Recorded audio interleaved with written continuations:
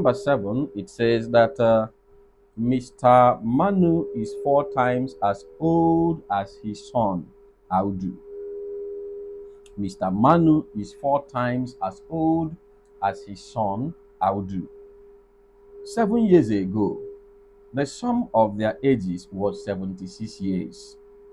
How old is Audu? Now, let the son's age be equal to y.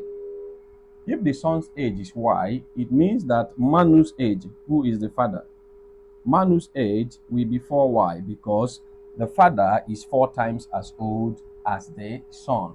That is the idea here. The father is 4 times as old as the son.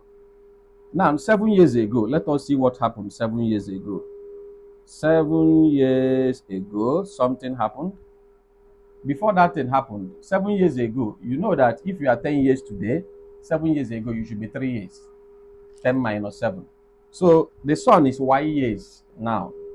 7 years ago, the son should be y minus 7 years. While the father, Manu, should be 4y minus 7 years as well.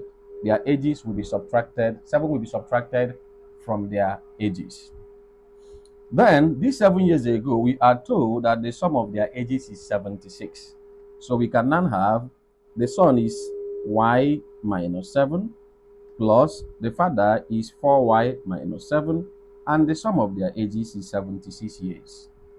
Y plus 4y is 5y, minus 7 is minus 14. Everything is equal to 76.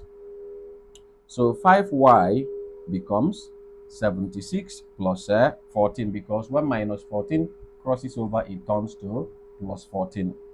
So 5y is equivalent to 90. Divide both sides by 5. When you do that, y becomes 18 years. So the son is 18 years, and the son is Audu, 18 years, which is option C. Okay? Now let's take another one. In the 8th question, it says that we should factorize x squared minus y plus z all squared. We want to factorize this. Now remember difference of two squares.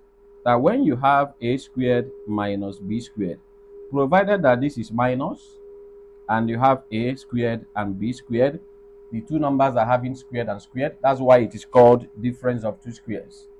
The two numbers are having squares. What you have to do is just to put two brackets. The first one is minus, the second one is plus. This is a simplification of this. Now let us borrow this idea to solve the given problem. So we just have to put two brackets.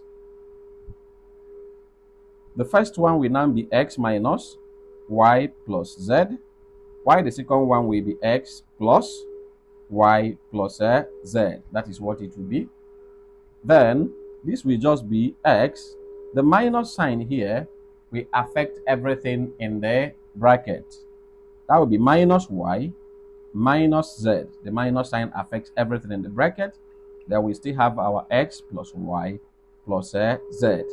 If you like, the second one can come first. You have x plus y plus z into x minus y minus z. They are the same thing.